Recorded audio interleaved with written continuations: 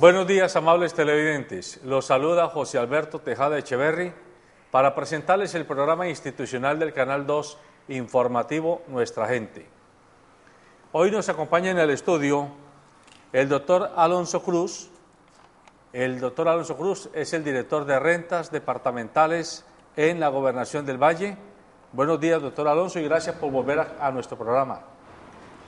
Muy buen día, José Alberto, Cristian, el doctor que nos acompaña. Muy buenos días a todos los televidentes de este prestigioso programa. Muy complacido, como siempre, de estar acá.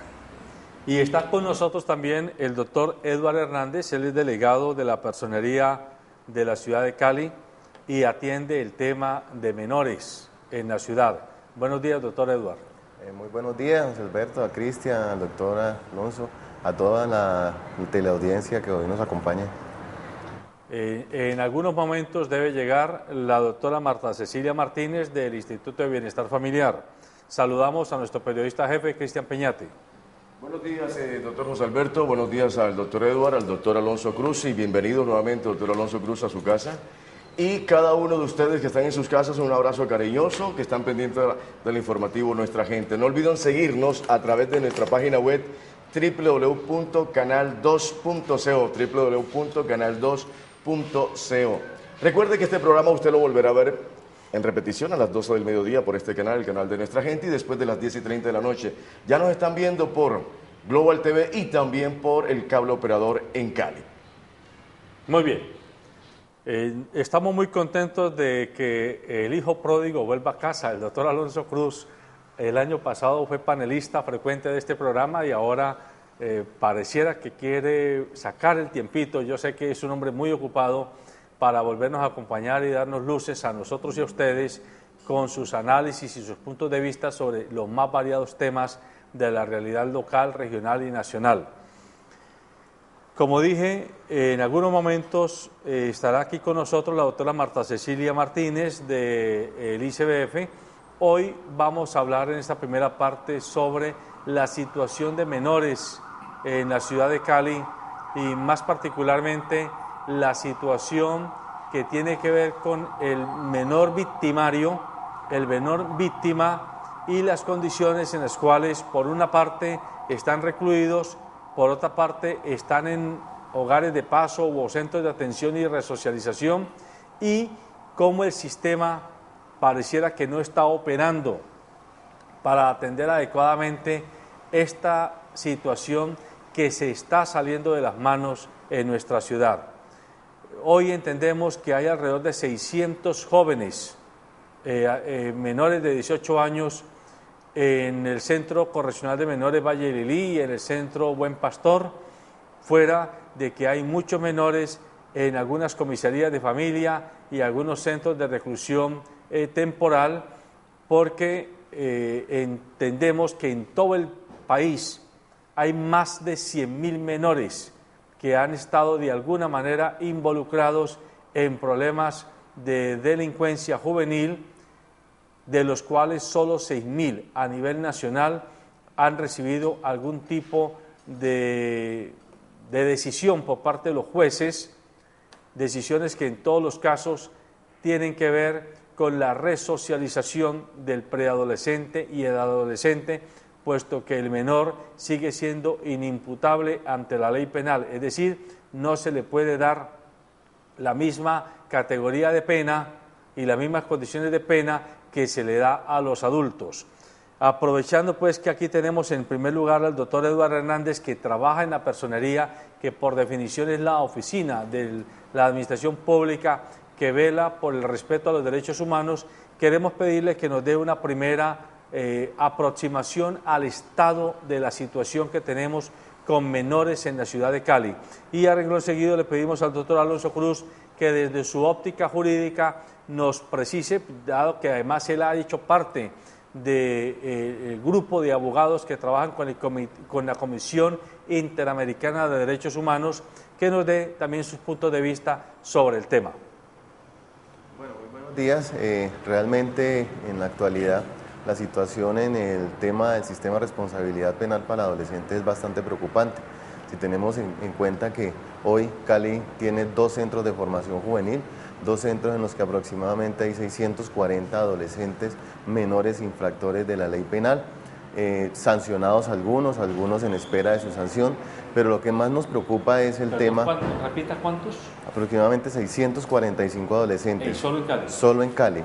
Esos contando los que están de manera preventiva y los que han sido sancionados. Hay otros adolescentes que son los que están en espera de sus sanciones y en este momento Cali tiene un sitio que se denomina Centro Transitorio, que es el que ha generado una cantidad de situaciones alrededor del sistema de responsabilidad penal, pues tras de él incluso existe una acción de tutela que en el 2010 fue instaurada por el doctor Andrés Santamaría, hoy personero municipal de Cali cuando era defensor regional del pueblo, y en la que se exigía a las autoridades territoriales, es decir, Gobernación y Alcaldía del ICBF, que a los adolescentes que se encontraban en estos sitios se prestara una mejor atención y se prestaran todas las garantías. Hoy, preocupantemente, vemos cómo este sitio ha cumplido ya con su capacidad, porque desafortunadamente en Cali en promedio diario se detienen 24 adolescentes infractores de la ley. Este sitio es un sitio solamente para 16 adolescentes, es decir que cada día vemos con mayor preocupación cómo se empieza a generar una ocupación alta de este espacio, lo que ha llevado a las autoridades de policía, cuando detienen estos adolescentes para presentarlos a los jueces, tenerlos que tener en los pasillos como vemos en algunas de las imágenes. Esta es una situación que ya llama la atención, pero no es una situación que se haya generado desde ahora, es una situación que se ha generado por la misma manera en que el sistema de responsabilidad penal para adolescentes fue implementado en nuestro país. Estamos hablando de un sistema que fue aprobado desde la ley 1098 del 2006, estamos hablando de que en 2006 se inician una serie de cambios en el tema del manejo de los menores infractores, situación para la cual los entes territoriales y el mismo ente nacional no determinó, incluso no asignó los recursos que se requerían para este tipo de sitios.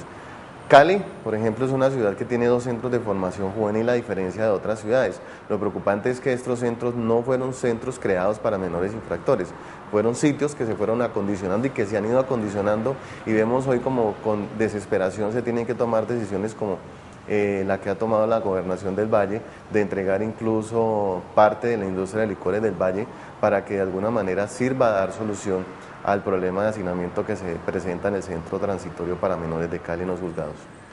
Doctor Alonso, repito, desde su óptica jurídica, la problemática de menores, en lugar de amainar todos los días, crece. Y desde que se modificó el Código de Infancia y Adolescencia en el año 2006, la situación, aunque aparentemente reivindicaba más protección y más garantía a los derechos de los menores, se ha convertido en una especie de espacio abierto para que por una parte los muchachos sean utilizados, o mejor, manipulados por los adultos organizados en bandas criminales, delincuenciales, que los utilizan como punta de lanza para sus actuaciones, y por otro lado, una desconsideración desde el punto de vista de las políticas públicas respecto a la atención de resocialización que estos jóvenes deben recibir. ¿Cuál es su opinión al respecto? Bueno, doctor José Alberto, considero de que pues las medidas jurídicas, las disposiciones jurídicas están al orden del día en nuestro país. Lastimosamente no se han podido llevar a la práctica y la verdad es que el deterioro que uno observa permanentemente en esta parte, en esta problemática que tiene que ver con los menores es cada día más alarmante. Parece ser que estas normas, que son coercitivas en la mayoría de los casos, no reconstruyen ese tejido, ¿cierto?, que pueda generar una disciplina, que pueda generar una solución de cara a el bienestar de una comunidad o de una población infantil. Creo que allí habría que revisar los procesos educativos, había que revisar ese procedimiento que se sigue hoy en las escuelas y colegios para mirar qué es lo que está pasando. Pero esto hay que mirarlo desde un punto de vista integral, porque son los mayores en su necesidad de buscar recursos, los mayores en su necesidad de desarrollar una vida que utilizan los niños para el trabajo, para la delincuencia. Esto hay que mirarlo de una manera integral, porque el problema que vive hoy Colombia es un problema que padecemos mayores y menores, y que las oportunidades, porque esto es un problema de oportunidades, no puede verse aisladamente. Debe haber una solución integral, debe haber una solución que permita la tranquilidad de los jóvenes. Es que los jóvenes tienen que estar preparándose para ser adultos. Deben estar preparándose educativamente para el trabajo, deben estar preparándose para el deporte, deben estar preparándose para otras disciplinas, para lo que va a ser su vida posterior cuando sea adulto. Estos jóvenes parece ser que no tienen niñez, parece ser que no se les permite ser niños, desarrollar su adolescencia como debe ser, en las escuelas, en el deporte. Hoy están en el trabajo, hoy están en la delincuencia, fruto de una necesidad de los mayores. De manera que para mí el problema es de integralidad. Saludamos a la doctora Marta Cecilia Martínez. Ella representa, entiendo que el sindicato del Instituto de Bienestar Familiar, y está trabajando precisamente el seguimiento a este tema de la relación y de la atención del Instituto de Bienestar Familiar con respecto a los menores infractores de la ley penal y que están en proceso de resocialización. ¿Cuál es el diagnóstico que ustedes tienen frente a la problemática del menor infractor en Cali y el Valle de Cauca? Doctora Marta. Sí, muy buenos días.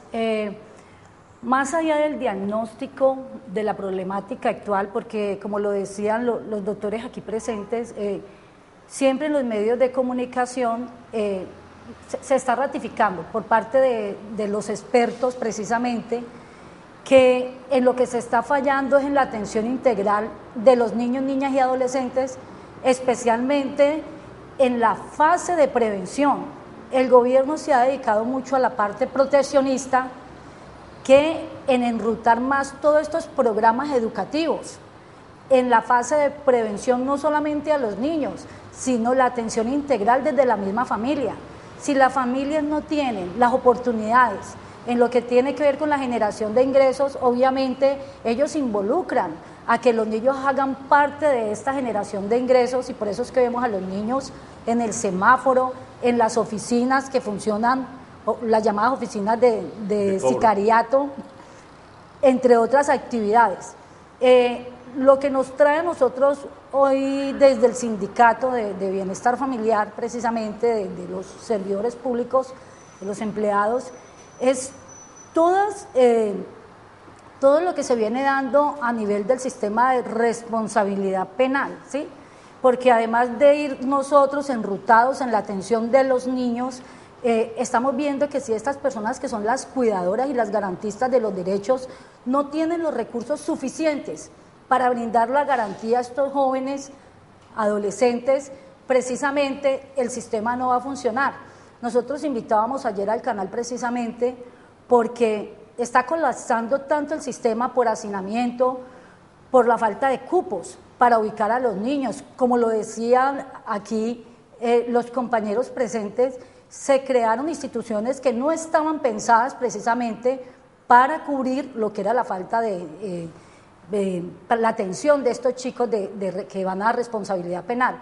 La denuncia que nosotros queremos hacer es precisamente que ha colapsado tanto el sistema que ayer inclusive los entes de control que funcionan y que se articulan en responsabilidad penal dijeron como bienestar familiar no está funcionando y son los llamados a atender los niños, niñas y adolescentes, han colocado una especie como de valla que dividía a bienestar familiar de los demás entes responsables, ubicando a estos jóvenes, a estos adolescentes, precisamente en la entrada.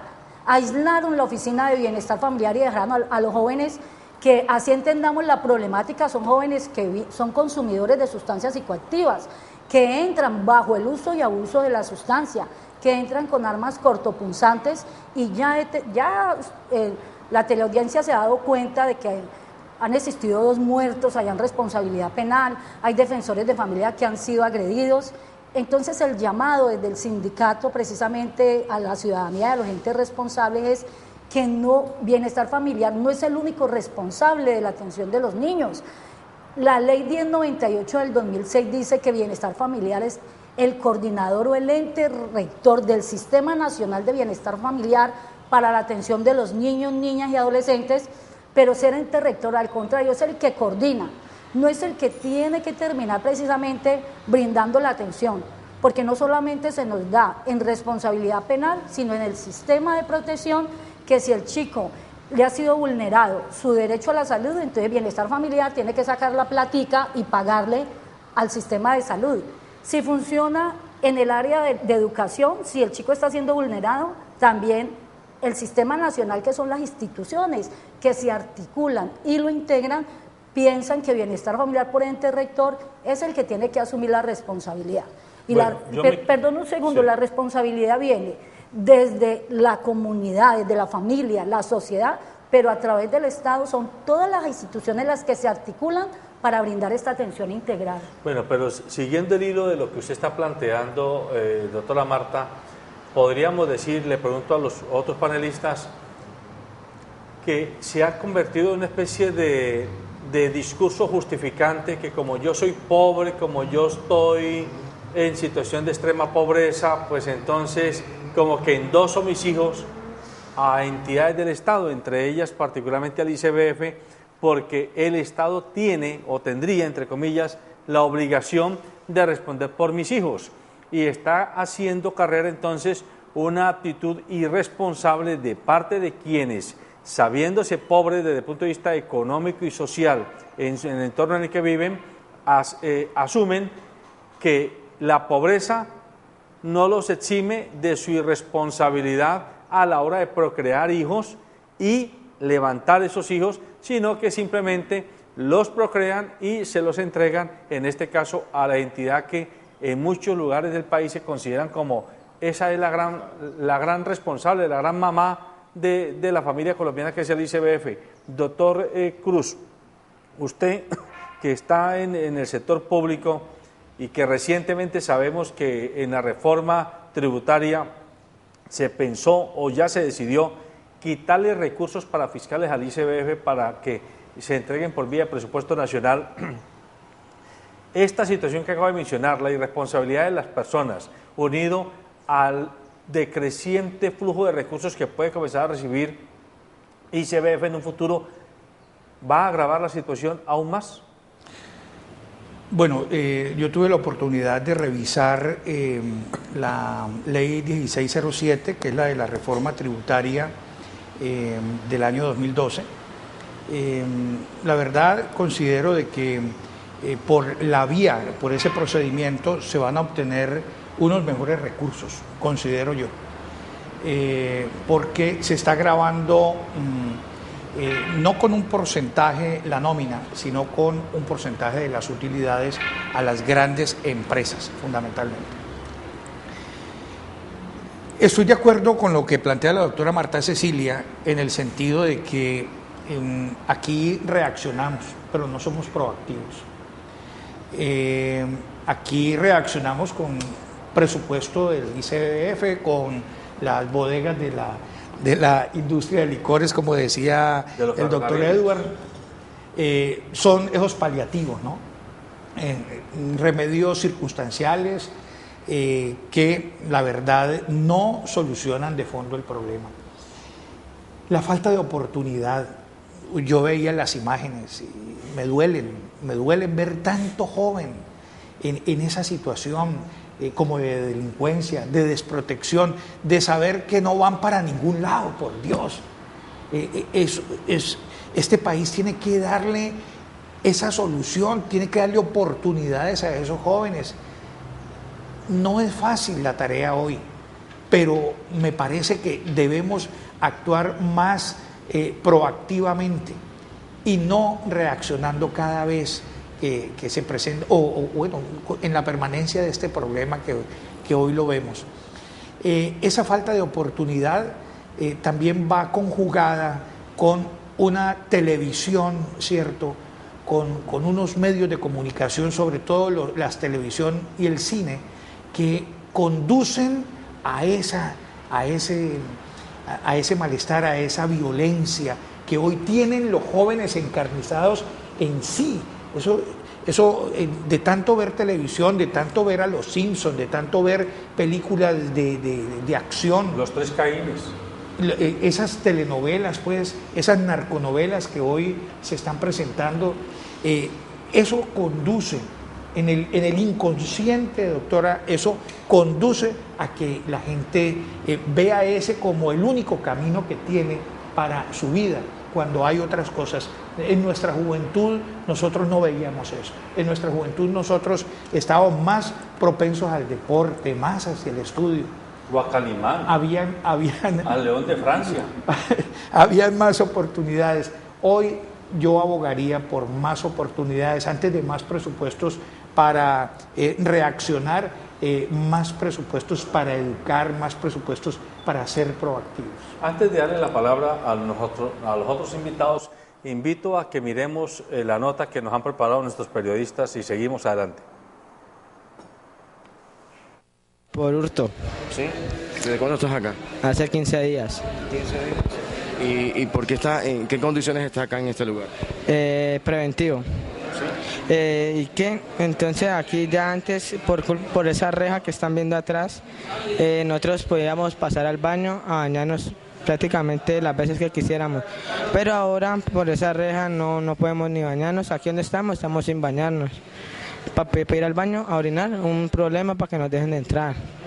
Para ir a hacer el del cuerpo, aseo personal de uno mismo, uno tiene que rogarles, esperar hasta que ellos les dé la gana, que nos den el permiso de bañarnos. Vea, cómo nos levantan a las 5 de la mañana y es la hora que no nos han dejado ni bañar. Eso es injusto. Nosotros sabemos que nosotros hemos cometido errores, pero nosotros es para que nosotros en esta forma que nosotros hacemos no es justo. ¿Cuántos días llevas de estar acá? 15 días. Hoy cumplo 15 días. ¿Y siempre has estado así? Antes, sí, señor. Nosotros pedíamos permiso, nos daban permiso, pero ahora ya no. Ahora ya uno pide permiso. Aquí, ¿dónde estoy que me orino. Nada, estoy pidiendo permiso que ahorita más rato. Uno como este, yo sé que nosotros hemos cometido los errores, pero esas no son las cosas para que uno esté a eso. Y sobre todo que eso es el gobierno. Eso es injusto. ¿Qué petición hace a las autoridades para que les ayuden a sus condiciones humanas? No, pues si esto sigue así, no, eso está muy jodido. Pues si algo, que nos colaboren, que nos ayuden a alguien, aunque sea con algo. Esto es injusto, no hay cupo ni nada y mire cómo nos tienen durmiendo en el suelo, sin colchones ni nada. Para pedir una cobija es una rogadera, eso realmente yo con esto no la doy. ¿Qué edad tienes tú? 16 años. Ayer me trajeron a la estación, bueno, me cogieron con un porte y yo le dije que tenía esto en la mano y nadie me quiere ya hacer coger mi punto y piensan que es mentira, que me está doliendo la mano. De ayer, de las 11 de la noche que me trajeron, tuve que dormir hasta ahí en el suelo. Y me está doliendo mi mano y estoy diciendo y nadie me quiere creer.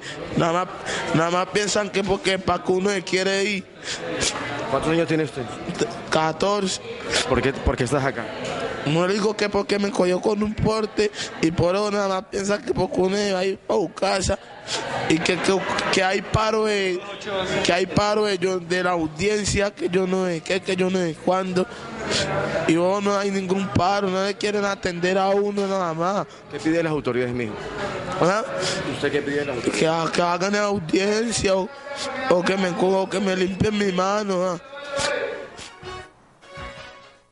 Bueno, ahí tenemos, esto está ocurriendo en los juzgados de menores, aquí al voltear de la Gobernación del Valle, en este centro de reclusión transitoria, donde los muchachos pueden pasar 15 días, como ya uno mismo lo dijo, y más tiempo, en condiciones muy complicadas. Nos decían los periodistas que estuvieron visitando ayer esta estación que en un área de alrededor de 12 metros cuadrados hay más de 20 muchachos hacinados en condiciones muy complicadas, y esto a cualquiera no le queda muy difícil entender que es una invitación a la delincuencia. Pues hombre, si yo llego porque supuestamente cometí una infracción y me encuentro con 20 más en unas condiciones de hacinamiento, pues la rabia, el rencor, el resentimiento, todo esto se exacerba, y ahí lo que comenzamos a formar es una escuela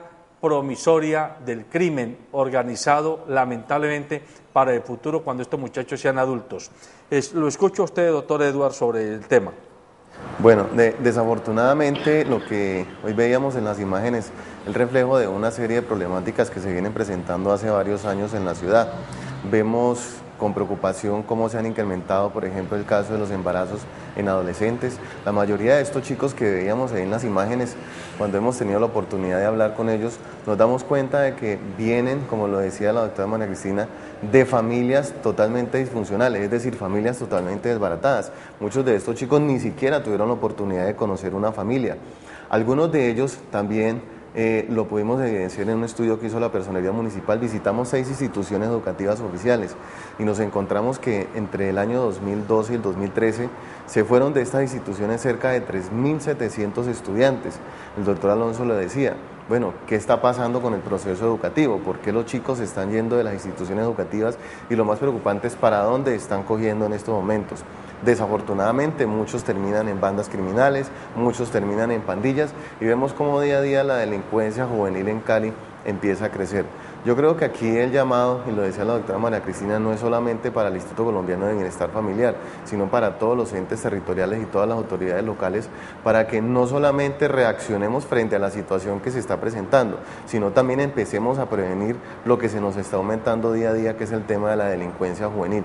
Vemos cómo se toman decisiones como, por ejemplo, operativos de toque de queda, vemos cómo se toman decisiones por parte de la Policía Nacional, obviamente en busca de brindar una seguridad a toda la comunidad, pero también tenemos que pensar en cuáles son las condiciones de atención que les vamos a brindar a aquellos chicos que todavía no hacen parte de la delincuencia juvenil y no están involucrados en las pandillas. Desafortunadamente, veíamos el año pasado, pues con optimismo, cómo se generaba un programa por parte de la administración municipal con el tema de la ampliación de la jornada escolar, es decir, buscábamos una ocupación para los chicos. Hoy es un programa que ya desapareció, un programa que no tenía dinero, un programa que no tenía recursos, que no. Entonces vemos con preocupación cómo la falta de una política pública al interior de la ciudad donde se definan recursos, donde realmente se determinen unas acciones precisas, no reactivas, sino también proactivas. Es decir, tenemos que ir de la mano con las dos situaciones, pero siempre buscando la garantía de los derechos de tanto niños, niñas y adolescentes, involucrando a la familia, involucrando a los establecimientos educativos. Aquí tenemos que articularnos todas las instituciones y no dejar de señalar quién es el responsable o quién es el culpable. Debemos empezar a tomar decisiones inmediatas frente a lo que debe ser la protección de nuestros niños, niñas y adolescentes, y creo que hacia eso se deben encaminar todas las dependencias de la administración municipal y departamental. Lo que dice el doctor Edward es muy interesante porque miren ustedes, el programa de ampliación de jornada única que inauguró el alcalde Rodrigo Guerrero en el barrio El Diamante el año pasado, este canal estuvo presente en ese acto de inauguración, es una política pública y unos programas que van en la dirección correcta. Tener a los muchachos en un centro escolar, en actividades lúdicas, estéticas, comunitarias, ambientales, donde de alguna manera, como mínimo, están protegidos de un medio ambiente hostil, pero se ha quedado sin recursos y el programa muy promisorio está detenido. Pero vamos a lo otro.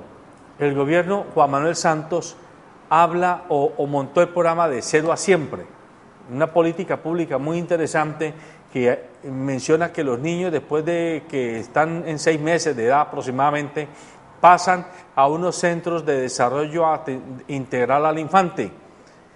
El programa es muy interesante, pero igual tiene problemas de ejecución porque los recursos no están, o se demoran mucho en llegar. Y entonces instituciones que quieren hacer el trabajo sencillamente no lo pueden hacer. Y la idea es tener esas criaturas de 1 año, de 2 años, de 3 años, no en guarderías, sino en centros de desarrollo integral, donde además de darles cuidado físico y cuidado psicológico, se les dé alistamiento, se les promueva vocacionalmente su relación con los demás seres humanos, sus dones, sus talentos estéticos, su capacidad de comunicación lingüística, gestual, emocional, etcétera. Pero sin plata la cosa no funciona. Usted es miembro del gabinete departamental, doctor Alonso Cruz, es decir, usted está en el área ejecutiva de la administración pública. Uno como ciudadano y como periodista a veces se pregunta, pero ¿por qué es que a los gobernantes y a todas las personas de la rama ejecutiva les interesa tanto invertir en cemento, en obras faraónicas, en puentes, etcétera, si esa plata muchas veces pésimamente invertida, como ha pasado en Cali, que han hecho obras para volverlas a tumbar y volverlas a hacer, gastándose 3 veces la plata que debían haberse gastado, y no invierten en el capital humano? Más importante, en nuestra opinión, que invertir en hacer un gran puente faraónico es invertir en tener en jornada única a los muchachos, en tener centros de atención integral al bebé y a los niños en primera infancia, en que mejorar la calidad educativa de los docentes. Los docentes necesitan capacitación, formación, para que ellos no hagan aburridora a la escuela. Mejorar las instalaciones educativas, pero uno ve una ciudad con unos sitios muy bonitos, como esa tal Plaza de la Caleñidad, que es una obra faraónica, pero yo no sé quién es que la va a usar realmente, y esa plata pudo haber servido para haber puesto baterías sanitarias, mejoramiento de canchas, mejoramiento de aulas en muchas instituciones educativas. Le pregunto a usted, doctor Cruz, denos una pista, ¿por qué esa tentación que hay en el Ejecutivo de los gobiernos de invertir en cemento y en obras faraónicas e invertir menos en el capital humano? Aquí lo dije en alguna oportunidad, siendo el ciudadano de a pie, como panelista. No es posible que se inviertan 100.000 millones de pesos en el estadio y el hospital muriéndose porque no había una gasa, un alcohol, una jeringa. Eso no cabe en la mente de nadie, pues, solamente de aquellos gobernantes que ven las obras como un trampolín, obras que se muestran, ¿cierto? Y que van a estar perennes ahí como el cemento para buscar el favorecimiento político, los votos. Yo no estoy de acuerdo con eso. Yo considero de que las administraciones tienen que reivindicar al ser humano como tal. Es la fuente de cualquier inspiración, el ser humano, no el cemento, no la obra. No pueden ser gobernantes que solamente actúen en beneficio de una clase. Aquellos que tienen carro, entonces hay que arreglarles las vías. Aquellos que van al estadio, hay que arreglarles el estadio. Aquellos que van a las plazas, como la de la Caleñidad o el hundimiento de la Avenida Colombia, mientras hoy vemos esos jóvenes que no tienen ninguna posibilidad. No hay un proyecto de inclusión a esos jóvenes. De manera que el problema es estructural. El problema radica allí en unas inadecuadas políticas públicas donde se privilegia el cemento. El doctor Weimar Delgado, con su programa de Valle sin Hambre, ha pensado en aquellas personas que no tienen hoy qué comer. Colombia tiene un alto índice de pobreza absoluta o de pobreza extrema. Eso hay que comenzarlo a combatir. Pero uno debe privilegiar, y esa ha sido una de las... Yo pongo un granito de arena en cada consejo de gobierno que se hace, privilegiando más el ser humano, privilegiando la educación, pero una educación con sentido, no estudiar por estudiar, una educación para el trabajo, una educación para la ocupación, una educación que le sirva a los jóvenes, ¿cierto?, para resolver un problema en el futuro cuando ya sean mayores, ¿cierto?, y puedan tener dónde trabajar. Aquí no hay oportunidades y se están, creo que hubo un gobernante que habló del Valle de las Oportunidades, algo así. Nosotros tenemos que darle oportunidades a todos los colombianos, a todos los vallecaucanos, a todos los jóvenes, hay que darle oportunidad y eso no se ve. El futuro que es hoy, como decía el doctor Eduard, ese futuro lo estamos viviendo hoy y es un futuro incierto para unos jóvenes. Ahí es donde está el gran reto, no de construir más obras, sino de mirar cuál va a ser la solución para tanta persona que está desempleada hoy, los altos índices de desempleo, la equivocada política económica de este país. Hoy el campo está pavimentado prácticamente con caña de azúcar, desplazando a gran cantidad de campesinos, ¿cierto? Y que son los que hoy engrosan los cinturones de miseria y donde no tienen oportunidad de poder progresar en una ciudad. Es una política equivocada, la política aperturista, la política de generar desempleo. De manera que abogamos nosotros, yo abogo, estando desde mi posición humildemente, para que esto pueda cambiar y no privilegiar el cemento como lo ha dicho el doctor José Alberto. Doctora Marta Cecilia, es importante también que los televidentes y la comunidad sepa y vea en vivo y en directo que, a contrario de lo que muchos piensan, hay sindicatos responsables socialmente, porque también hay que hablar que hay sindicatos irresponsables, que solo piensan en sus prebendas para sus afiliados. Pero hay sindicatos, como en este caso el del ICBF, que están discutiendo temas de sociedad, temas de políticas públicas, temas de fenómenos que afectan a personas que nada tienen que ver con los trabajadores afiliados a su sindicato. Y desde ese punto de vista la invito a usted a que nos plantee qué propuestas le están haciendo o bien al ICBF, o bien al Ministerio de Protección, o bien al Estado, a cualquiera de sus instancias, para resolver o por lo menos atacar de manera más frontal este fenómeno que no se va a acabar con más cárceles, con más centros de reclusión y con más policías a bordo.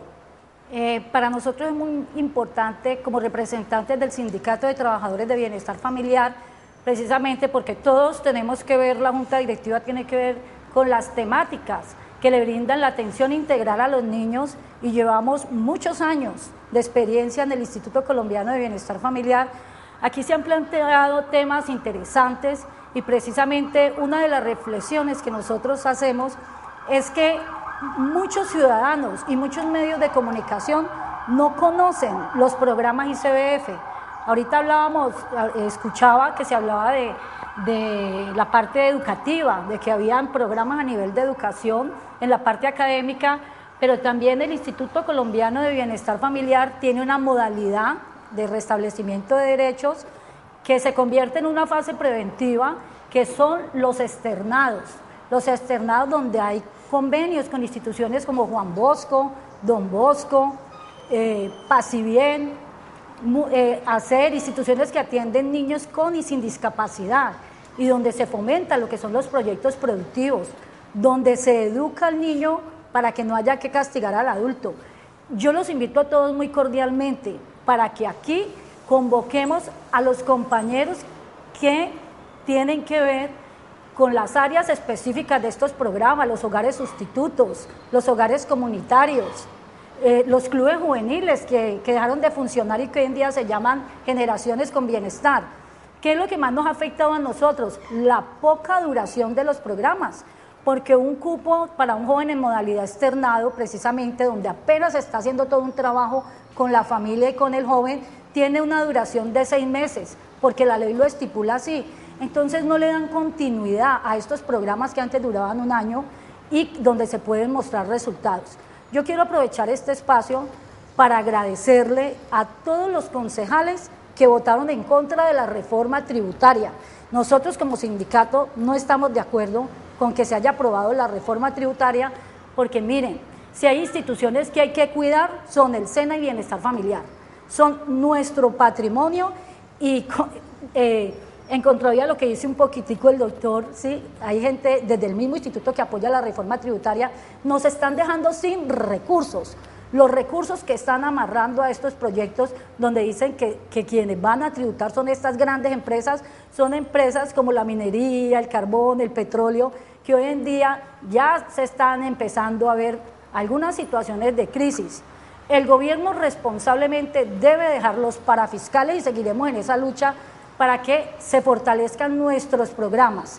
Entonces, la invitación muy cordial es a esa. Primero, mire, a través de los congresistas, que también aquellos que apoyaron ir en contra de la reforma, se conocieron que era un hogar sustituto. Colombia desconocía que era un hogar sustituto, a pesar de las bondades que tienen para que estos chicos, que se les brinda una medida de protección, no tengan que ir precisamente al sistema de responsabilidad penal. A mí me gustaría invitarlos a todos a que conozcan las experiencias positivas de los jóvenes que han estado en nuestros programas, tanto preventivos como de protección. Veamos la siguiente nota que nos tienen preparados nuestros periodistas.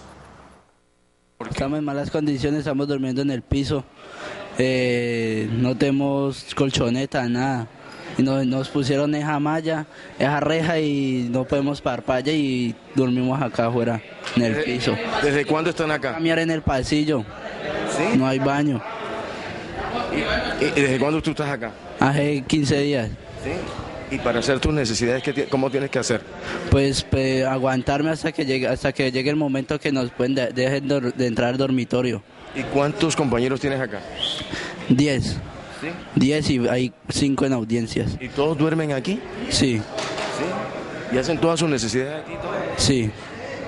¿Qué petición haces tú a las autoridades? Nos colaboren con algo, con colchoneta, un baño y quiten eso. No, que él me tiró, defensas personales no más.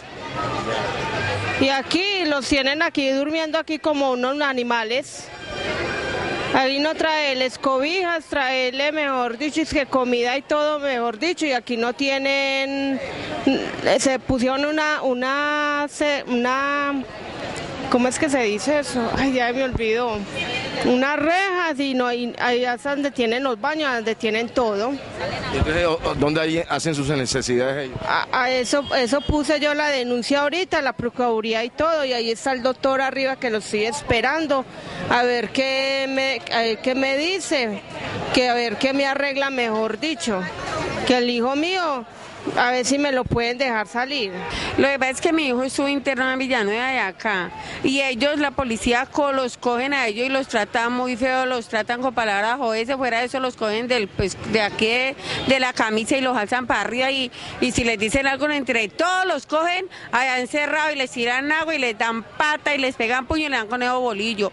Y yo, pero ¿por qué nos pegan? ¿Por qué nos pegan? Échate para allá, yo no sé qué, yo no sé cuánto, y para allá los tiran y los encierran y los tiran tan feo para ahí como que los tiran como marranos allá.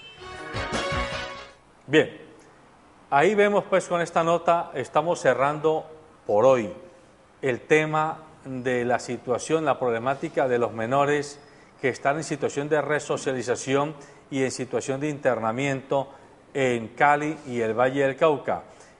Vamos a seguirle la pista a qué está pasando con la problemática de los menores, porque nos ha dejado muy preocupados la visita que han hecho nuestros periodistas a estas instituciones y la información que hemos recibido de la personería del sindicato del ICBF y de otras instancias relacionadas con el sistema de atención a los menores infractores. Quédenos claro que el problema de los menores no se resuelve con más policía y con más cárceles. Eso es una ironía, es una tontería pensarlo así. Será justificar muchos contratos que posiblemente van a lucrar a muchas personas, pero no van a resolver el problema social de fondo. Quedemos en esta última parte del programa. Ayer tuvimos aquí a la secretaria de Hacienda de Cali, a la doctora Cristina Arango, y ella nos contestaba ante una pregunta que le hacíamos de qué estaba haciendo Cali con el impuesto vehicular y con los las fotomultas y con el pico y placa y todas las sanciones que le cobran o nos cobran a todas las personas que conducimos vehículos en la ciudad, y aceptaba que solo el 7% del recaudo se queda en la Secretaría de Tránsito y el 53% se va a otras oficinas, entre ellas el Centro de Diagnóstico Automotor. Nos llama poderosamente la atención y por eso quiero aprovechar estos últimos minutos para pedirle al doctor Alonso Cruz, quien es la persona que en el departamento está manejando hoy precisamente el recaudo del impuesto vehicular, a propósito de que la Gobernación del Valle cortó el contrato que tenía con el Centro de Diagnóstico Automotor para que fuera el recaudador de este impuesto, y ahora lo está haciendo directamente la Gobernación. Esto generó mucha prensa complicada en los primeros meses, que porque la Gobernación del Valle estaba salida de madre, que no habían bases de datos, que no había quien atendiera, que los impuestos iban a colapsar, etcétera. Pues hoy, después de 4 meses de estar en este ejercicio, doctor Alonso Cruz, ¿cómo va el recaudo del impuesto vehicular que se vence ahora la primera fecha, el 30 de abril, el próximo martes, y cómo está la gestión de cobranza directa por parte de la Gobernación del Valle? Porque esto hace parte de lo que venimos hablando, es que hay que sanear no solamente las finanzas, sino las buenas prácticas, porque hay que volver a ser honrados en el manejo de los recursos públicos. Bueno, doctor José Alberto, yo agradezco la oportunidad que me da para hablar sobre este tema del impuesto de vehículos automotores. La Unidad Administrativa Especial de Impuestos, Rentas y Gestión Tributaria a mi cargo, de reciente creación, es una unidad altamente especializada en el proceso o en la determinación tributaria, con profesionales expertos tributarios. Estamos tratando de organizar la casa, de mejorar los ingresos del departamento para bien de la institucionalidad y para bien de muchos programas, como el programa Valle Sin Hambre, como el programa Los Impuestos. Para ordenar el mensaje, es que los impuestos departamentales hoy se están utilizando y siempre se han utilizado en el mejoramiento de la cultura. Tenemos cómo estos impuestos nutren suficientemente de recursos a toda la red de bibliotecas departamentales, al INCIBA, a Bellas Artes, a Incolvalet, a Indervalle y a todos los centros educativos que no son certificados. Con los impuestos estamos pagando las escuelas, el mantenimiento de las escuelas y colegios de los municipios no certificados, toda la red de salud pública. Antes de cobrar un impuesto debemos saber los vallecaucanos en qué lo estamos invirtiendo. El gobernador del Valle ha querido que con estos impuestos también su programa de Valle Sin Hambre se fortalezca.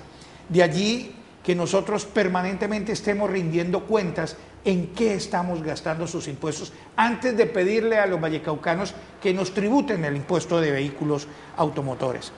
¿Cómo va el impuesto de vehículos automotores? Creemos que estamos haciendo la tarea, estamos administrando el impuesto a partir del 2 de enero, estamos dentro de los cánones presupuestados, ¿cierto? Estamos invitando a los vallecaucanos a que nos visiten en la página de la Gobernación, en www.valledelcauca.gov.co. Allí usted, desde su casa, desde su ordenador, desde su computador, en su sede de trabajo, en su residencia, en la universidad, usted puede liquidar el impuesto. Que sea la práctica habitual meterse a la página y liquidar el impuesto de vehículos. Ya si por alguna razón no puede liquidarlo, debe acudir a los puntos de liquidación que tenemos dispuestos en el Palacio de San Francisco. Para claridad de nuestros televidentes, ¿quiénes pagan el impuesto en la gobernación y quiénes lo pagan en Cali o en los municipios? Ya. Hablo del impuesto automotor. Estamos hablando del impuesto de vehículos automotores, donde el 80% es de propiedad de la gobernación y el 20% del municipio donde circula o donde tiene la residencia del propietario del vehículo, donde rueda el vehículo. Ese 20% va para los municipios. ¿Quiénes pagan? Pagan todos los que tengan vehículos particulares y motos con un cilindraje mayor a 125 centímetros cúbicos. Están en la obligación de pagar cada año un impuesto que se llama de vehículos automotores. ¿Dónde lo pueden hacer? Pueden liquidar en www.valledelcauca.gov.co. Pueden liquidarlo en cualquiera de los puntos de liquidación en el Palacio de San Francisco, en Cali, sede de la Gobernación del Valle del Cauca. En el sur tenemos a Aventura Plaza, tenemos en Cosmocentro, en el local 248, tenemos en el Único, a partir de esta semana, estamos liquidando en el Único, Centro Comercial Único, estamos liquidando en Colserautos, ¿cierto?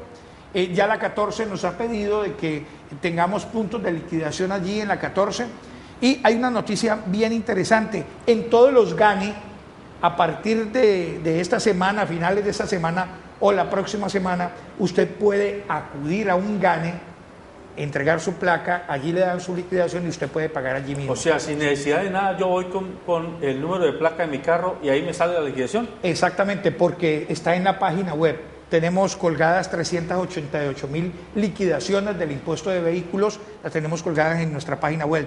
Pero también los que no viven en Cali pueden hacerlo en los municipios donde hay secretarías de tránsito: Cartago, Buga, Tuluá, Buenaventura, Palmira, Roldanillo, La Unión, Zarzal, Guacarí, Cerrito, Candelaria, Florida, Pradera, Jamundí, Sevilla y Caicedonia.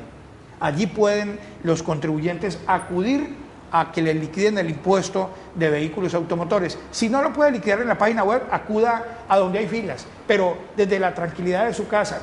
Usted lo puede hacer a través de la página web, bueno, pero también a través de la firma GANE. A partir de la próxima semana ya podemos liquidar en 1.200 puntos que tiene esta firma y que nos está prestando este servicio. Bueno, doctor Alonso Cruz, con la venia de nuestros panelistas, permítame, le tengo que hacer la pregunta de oro. ¿Nos garantiza usted como recaudador de este impuesto, porque usted es el recaudador de esta oficina, que la platica que pagamos los vallecaucanos a la Gobernación del Valle por este impuesto va a ser bien aplicada, que no va a quedar en manos por ahí retorcidas haciendo cosas no santas?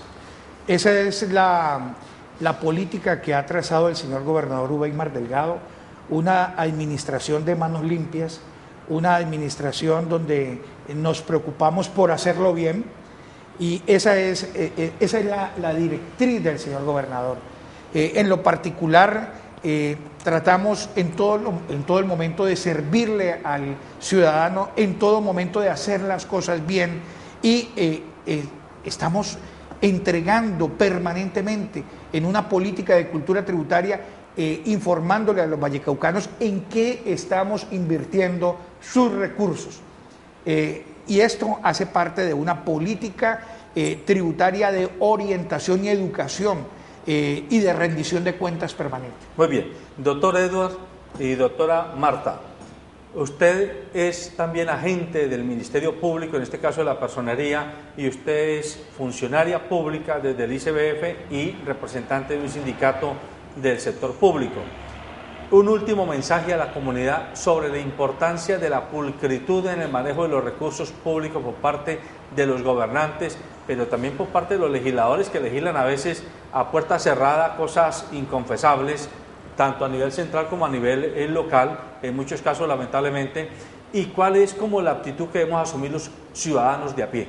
Yo pienso que los ciudadanos de a pie tenemos que tener una cultura, y una cultura clara frente a lo que son los cumplimientos, a los procedimientos que establece el mismo Estado para evitar que se presenten este tipo de situaciones.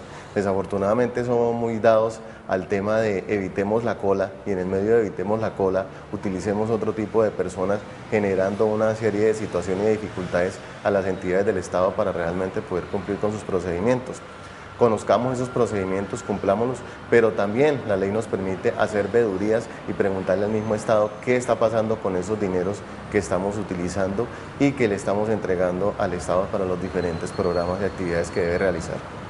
Usted, doctora Marta. Yo retomo parte de la educación tradicional, precisamente de la transmisión oral, y es el valor que se le da a la palabra.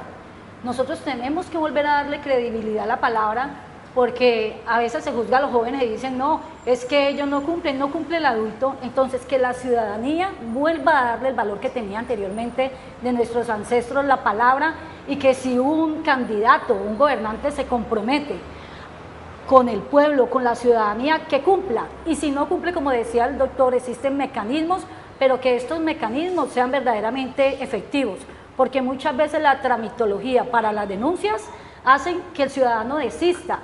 Yo no entiendo por qué nuestra población vuelve y vota durante años y reeligen a las mismas personas que están embolatando nuestros recursos y que alimentan el poder de la riqueza de unos pocos, donde se concentra esa riqueza y no beneficia precisamente a nuestras comunidades.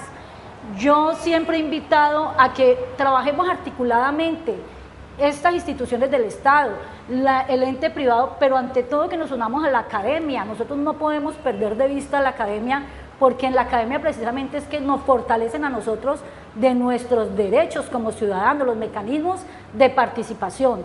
Mi invitación es, como se lo decimos desde el sindicato a nuestros compañeros, si nuestra junta no funciona, pues reelijan otra, no tienen por qué, elijan otra, no tienen por qué reelegir a las personas que no estén trabajando con ética. Miren, la niñez de Colombia no es el futuro, es nuestro presente. Y temas como el que estamos viendo hoy en día, que los políticos y directivos hablan muy lindos de que no, tenemos todos los recursos, como decía acá el director del canal precisamente, están invirtiendo sobre el ladrillo y el cemento, pero no están invirtiendo realmente. Acá le decía al doctor Cruz que muchas veces para un mismo programa, en diferentes programas para atender a la niñez se invierten y las entidades no se articulan, invierten y le dan garantía a estos programas.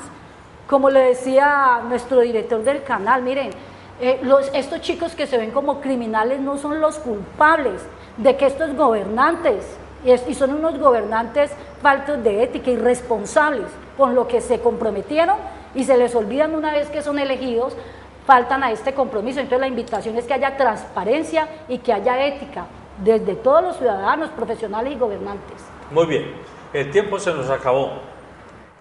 Simplemente recordarles, amables televidentes, un país y una sociedad que no invierte en su capital humano es una sociedad que necesariamente va a desaparecer o se va a descomponer a la máxima potencia, porque esta sociedad llena de vías y de edificios y de puentes, sin tener niños, jóvenes, adultos mayores, madres gestantes, personas enfermas, personas en edad escolar suficientemente atendidas, es una sociedad que se hace el harakiri, es decir, que ella misma se está suicidando.